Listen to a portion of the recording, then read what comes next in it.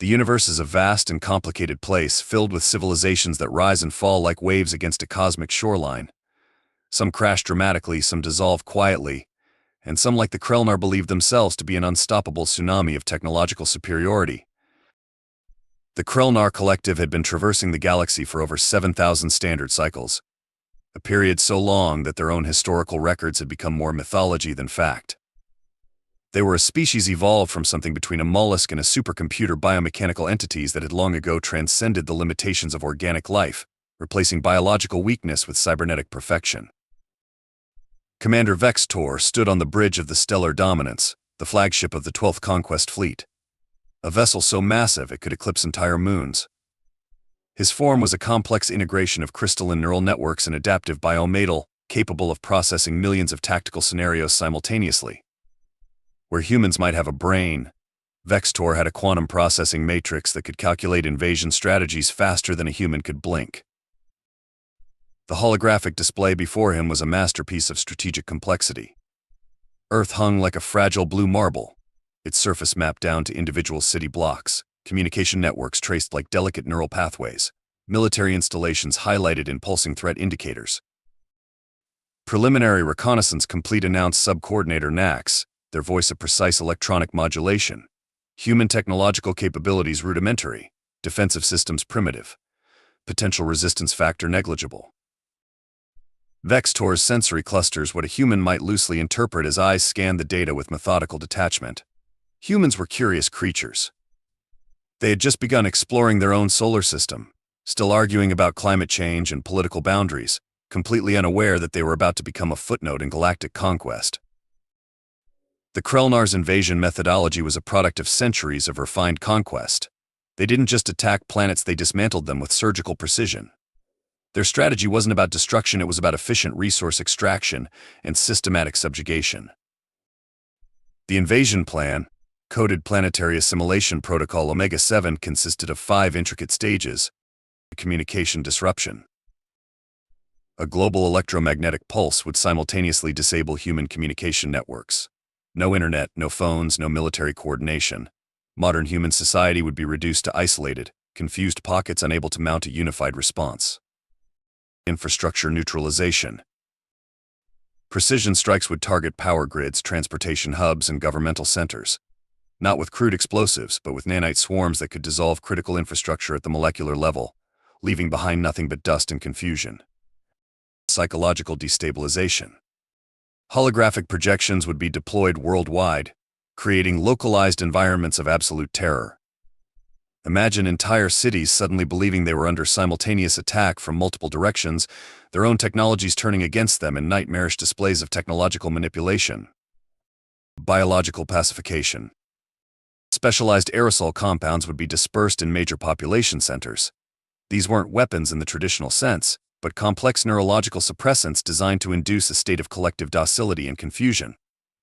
Resource extraction and colonization. Once human resistance was neutralized, Krelnar harvesting teams would systematically strip the planet of its mineral and biological resources. Humans would become a managed subspecies useful for labor and little else. Estimated time to complete planetary subjugation. Vextor dictated to the ship's central processing unit, 72 Earth hours. Margin of error 0.03%. What the Krelnar didn't understand, what no technologically superior civilization ever seems to understand, is that humanity's greatest strength has never been its technology or its military might. It's been its capacity for absolutely batshit crazy improvisation. And they were about to get a masterclass in human unpredictability. Because somewhere in a small suburban home, a 78-year-old grandmother was about to wake up, drink her morning coffee, and decide that these alien invaders were about to get a lesson in why you never mess with someone who has spent decades perfecting the art of dealing with difficult customers and stubborn family members. Her name was Gladys Weatherby, and she was not impressed. The story of Gladys Weatherby begins long before her birth, with the kind of generational resilience that would ultimately become humanity's most potent weapon against alien invasion. Her paternal grandfather, Walter Weatherby, was a first-generation Irish immigrant who arrived in America with nothing but $3, a worn leather satchel, and an unbreakable spirit. He worked the steel mills of Cleveland during the early 1900s, his hands becoming permanent maps of calluses and scars, each line a testament to the brutal work of building a new life in a harsh industrial landscape. From him, Gladys inherited her first crucial life lesson: survival is an art form that requires equal parts stubbornness and creativity. Her maternal grandmother, Rose Martinez, a woman of Mexican and Native American descent, brought another layer of complexity to the Weatherby family narrative. Rose had been a schoolteacher during the Great Depression, supporting her entire extended family through her meager salary and an incredible talent for stretching every single penny. She spoke 4 languages, could mend clothing faster than most people could thread a needle, and maintained a vegetable garden that fed half the neighborhood during the worst years of economic hardship. Gladys Eleanor Weatherby was born on September 12, 1945, just months after World War II ended. Her father, James Weatherby, returned from the Pacific Theater carrying both physical scars and the kind of quiet resilience that defined his generation. Her mother, Elizabeth Martinez Weatherby, was a riveter who had worked in aircraft manufacturing, representing the countless women who had kept the American industrial machine running during the war. Growing up in post-war Cleveland was an education in itself. The neighborhood was a melting pot of immigrant families: Polish, Italian, Irish, Mexican, each bringing their own traditions, languages, and survival strategies. Gladys learned early that differences were strengths, not divisions. Her childhood home was always full of people, languages, and the rich aromas of countless cultural cuisines. By age 10, Gladys could cook a perfect apple pie, translate basic Spanish and Polish, and had already developed a reputation for solving neighborhood disputes with a combination of sharp wit and diplomatic precision. Her 6th-grade teacher, Mrs. Henderson, once remarked that Gladys would either become a world leader or get herself into spectacular trouble, a prophecy that would prove remarkably prescient. Her high school years coincided with the tumultuous 1960s. While other girls were dreaming of marriage and traditional paths, Gladys was studying business management, learning advanced bookkeeping, and developing a vision for her future that extended far beyond the limited expectations of women at that time. When she met Frank Reese, a mechanical engineering student at Cleveland State University, it was hardly a conventional love story. Their first interaction occurred when Frank's calculus project went catastrophically wrong, and Gladys, then working part-time in the university library, not only helped him fix the mathematical error but also explained the complex problem in a way that made his professor laugh and award bonus points. They married in 1967, a partnership that was less a romantic narrative and more a strategic alliance. Frank brought technical brilliance, and Gladys brought organizational genius. Together they were unstoppable. The bakery, Gladys's sweet salvation, wasn't just a business. It was a community institution, located in a neighborhood that was transforming through waves of economic and demographic changes. The bakery became a cultural crossroads. Gladys didn't just sell pastries, she sold connection, comfort, and occasionally, tough love. Her baking was legendary. Her cinnamon rolls could reportedly settle international disputes. Her wedding cakes were architectural marvels that combined structural engineering with culinary art. But more importantly, her bakery was a safe space. Teenage runaways found a warm meal, struggling families found affordable catering for celebrations, and local politicians learned that Gladys's opinion could make or break a local election. Frank passed away in 2008 from pancreatic cancer, but not before ensuring Gladys was set up for whatever came next. They had planned meticulously, investing wisely, maintaining their home, and creating a support network that would make most military logistics look disorganized. Her children, Mark and Elena, were products of this careful planning and unconventional upbringing. Mark became a corporate lawyer with a reputation for ethical negotiation, while Elena dedicated her life to medical research, specializing in adaptive immune responses. Her grandchildren, Tommy, Rebecca, and Jimmy, represented a new generation of Weatherby resilience. Each inherited different aspects of their grandmother's complex personality: Tommy's analytical mind, Rebecca's crisis management skills, and Jimmy's mechanical intuition. On the morning of the alien invasion, Gladys was exactly who she had always been: prepared, observant, and absolutely not interested in any disruption to her carefully maintained world. Little did the Krelnar know that their invasion wasn't just going to be stopped. It was going to be systematically dismantled, reorganized, and potentially turned into a learning opportunity, all before lunchtime. And Gladys Weatherby was just the woman to do it. The first wave of the Krelnar invasion was not a thunderous, Michael Bay-style apocalyptic spectacle. It was calculated, clinical, and designed to be so precisely devastating that human resistance would crumble before it could even conceptualize a defense. At precisely 6:17 Universal Coordinated Time, the global communication infrastructure began to disintegrate. In Tokyo, a live broadcast of a morning news program dissolved into static.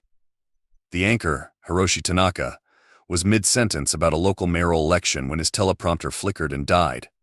Cameras went dark, screens across the city became uniform fields of electronic snow. In New York City, the financial district's massive digital displays transformed into abstract patterns of electronic chaos. Trading floors fell silent as computer systems crashed simultaneously.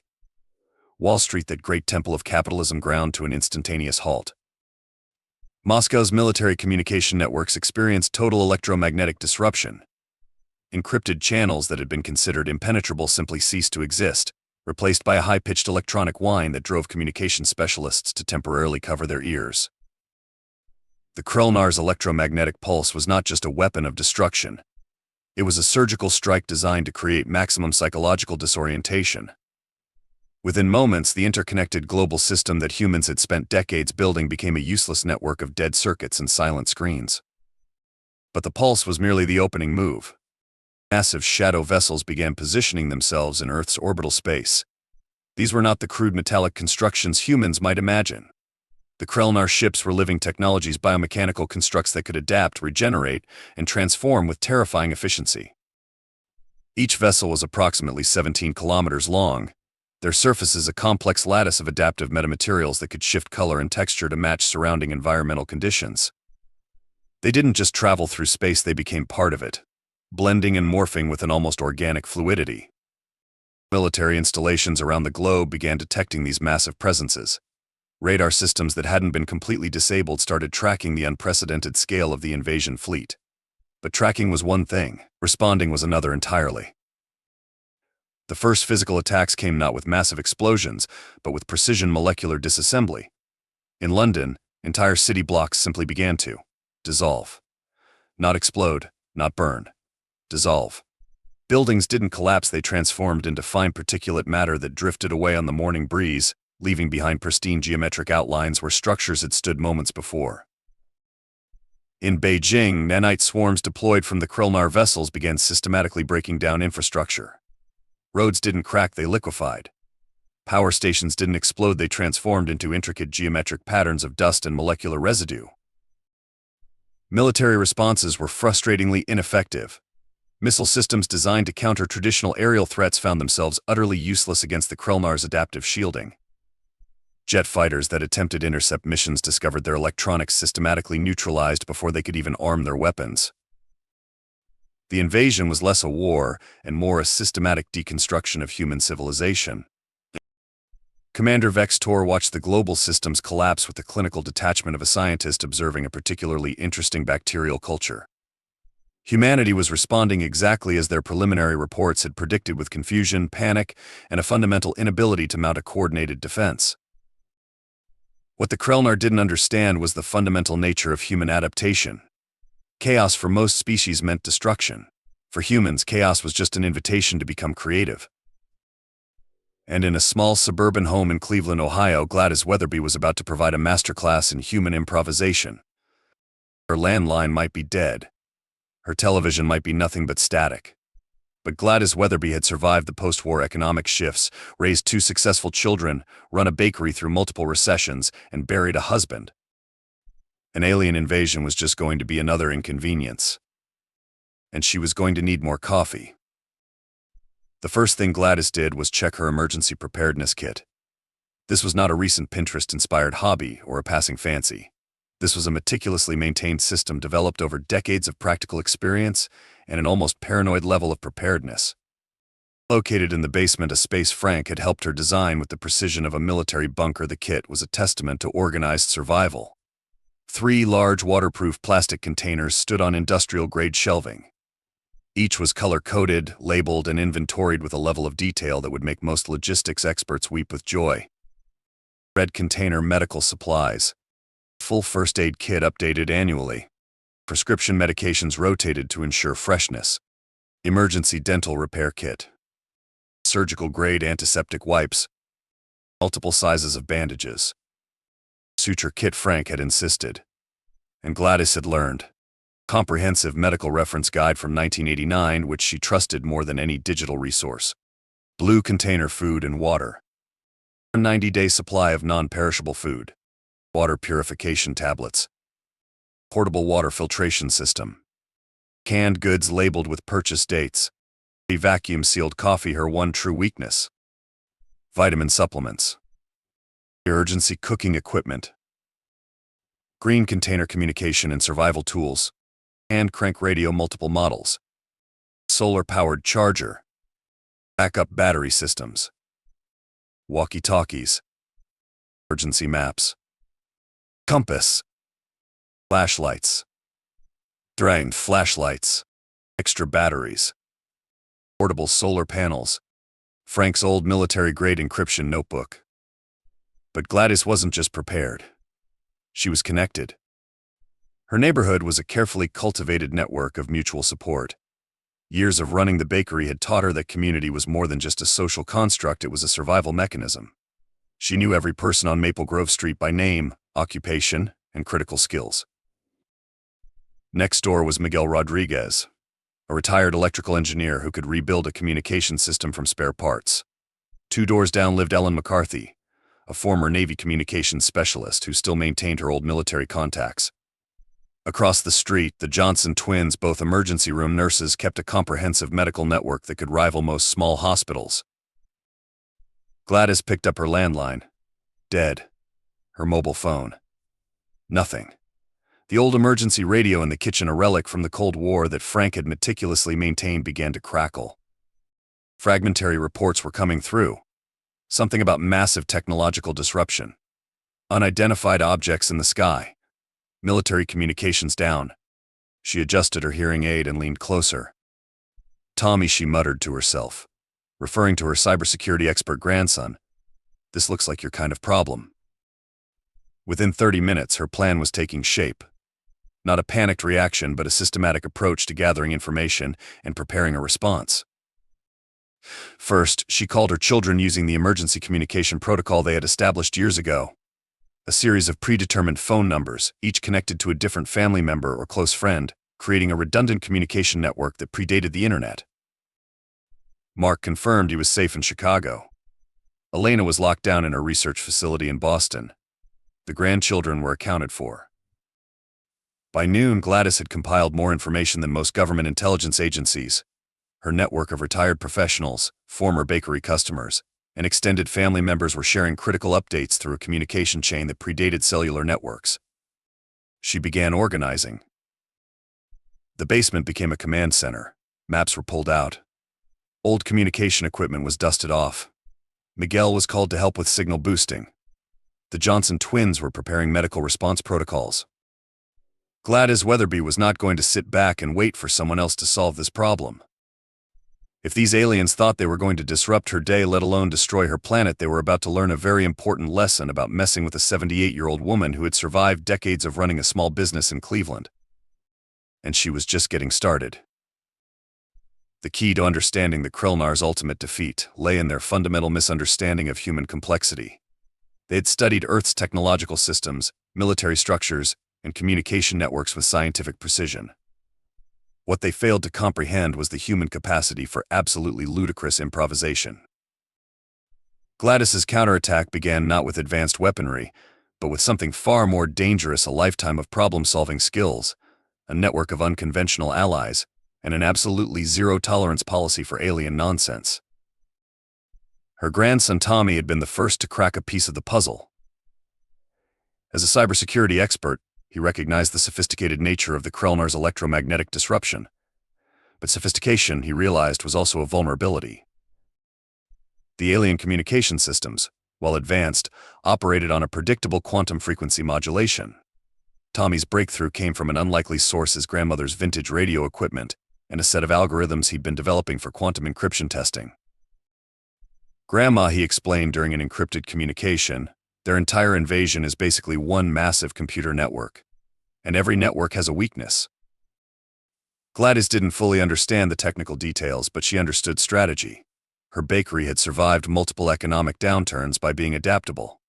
This was no different. The neighborhood became an impromptu research and resistance center. Miguel Rodriguez's electrical engineering skills proved crucial. The Johnson twins provided medical logistics. Ellen McCarthy's military contacts began sharing critical intelligence about alien movement patterns. But the real genius came from an unexpected combination of skills. Rebecca, the emergency room nurse, discovered something peculiar about the Krelnar's biological composition during initial encounters. Their advanced technological integration made them vulnerable to specific electromagnetic frequencies that coincidentally were similar to those used in medical imaging equipment.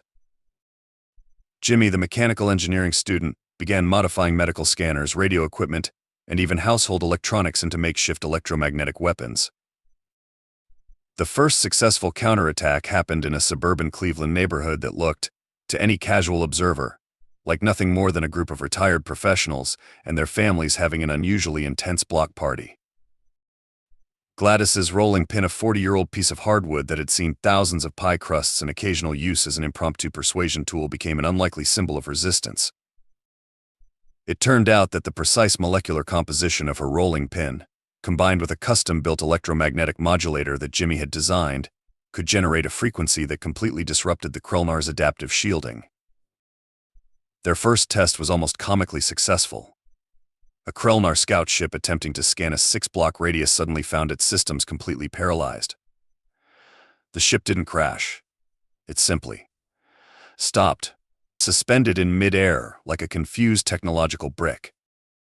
Commander Vextor's initial reports of total human capitulation began to develop concerning irregularities. Small pockets of resistance were emerging, not through traditional military might, but through a combination of scientific creativity, community networking, and an absolutely bone-deep refusal to be conquered. In Chicago, a group of retired telecommunications workers used modified satellite dishes to create localized electromagnetic interference zones. In Boston, a network of research scientists began developing targeted biological countermeasures. In Texas, a group of ham radio enthusiasts became an impromptu global communication network. Humanity wasn't just fighting back. They were treating the alien invasion like the world's most complicated puzzle, and they were determined to solve it. And at the center of it all was Gladys Weatherby, a 78-year-old grandmother who was about to teach the Krelnar a very important lesson about underestimating human ingenuity. Her rolling pin was just the beginning. The final confrontation was nothing like the Krelnar had ever experienced in their millennia of galactic conquest. Commander Vextor's quantum processing matrix simply could not compute the sheer unpredictability of human resistance. What began as a meticulously planned planetary subjugation had devolved into what could only be described as organized chaos. Their primary weakness emerged from an unexpected intersection of human capabilities. The Krelnar's technological superiority relied on predictive algorithms and quantum computational models that assumed rational, linear problem-solving. Humans, by contrast, solved problems through a maddening combination of creativity, stubbornness, and what could only be described as weaponized improvisation. The turning point came during what the Krelnar would later record in their historical archives as the Cleveland Incident, a moment that would be studied across multiple galactic civilizations for centuries to come. Gladys Weatherby's neighborhood had transformed into a near-impossible defensive network. What looked like a typical suburban street was actually a highly sophisticated resistance hub. Each house became a specialized node of technological and biological counteroffensive. Miguel Rodriguez had converted his garage into an electromagnetic interference center. The Johnson twins had turned their basement into a medical research facility that could rapidly analyze and develop countermeasures to alien biological systems. Ellen McCarthy's decades of military communication experience created an underground information network that would make most intelligence agencies weep with envy. The rolling pin, that seemingly innocuous kitchen implement, became the unlikely symbol of human resistance. Jimmy's modifications had turned it into a quantum disruption device that could systematically break down the Krelnar's adaptive shielding technologies. But the true genius was in the distribution. Gladys realized that the Krelnar's invasion relied on centralized control. By creating a decentralized, community-based resistance model, they were attacking the fundamental weakness of the alien strategy. Each neighborhood became a miniature fortress. Each community became a self-sustaining resistance cell. The Krelnar's massive, centralized invasion fleet found itself fighting against an enemy that didn't have a single point of failure. The final confrontation happened not with massive explosions or dramatic space battles, but with a systematic, almost bureaucratic dismantling of the alien invasion infrastructure. Tommy's quantum encryption algorithms created communication nightmares for the Krelnar command structure. Rebecca's medical research developed targeted biological countermeasures that systematically undermined the aliens' technological integration. Jimmy's engineering skills created a network of improvised defensive technologies that could be rapidly produced and deployed. Commander Vextor's last transmission was a masterpiece of technological confusion. His quantum processing matrix essentially short-circuited when confronted with the absolute illogical nature of human resistance. They are using kitchen implements, medical scanning equipment, community networking. This does not compute, his final report read. The Krelnar fleet didn't so much retreat as it did systematically fall apart. Their advanced technologies, designed for linear conquest, simply could not adapt to the chaotic, community-driven resistance they encountered. In the aftermath, the global community changed. The alien invasion had done what generations of human diplomacy could not. It had created a truly unified planetary response. Gladys Weatherby became an unexpected global icon. Her picture, an elderly woman holding a modified rolling pin, wearing her powder blue cardigan, and an expression of absolute determination, became the symbol of human resistance. Scientific conferences would be held. Books would be written. Documentaries would explore how a 78-year-old grandmother from Cleveland had played a pivotal role in humanity's first interstellar conflict. During a global commemoration ceremony, when asked about her role in saving the planet, Gladys's response was characteristically direct. "I've dealt with more complicated problems running a bakery," she said, adjusting her hearing aid. "These aliens clearly never had to manage a wedding cake order during peak season." The universe had learned an important lesson: never underestimate humanity, and especially never underestimate a determined grandmother. Commander Vextor's final psychological profile of human resistance would be succinct and profound: unpredictable, adaptive, absolutely certifiable. It was, perhaps, the highest compliment the Krelnar could give,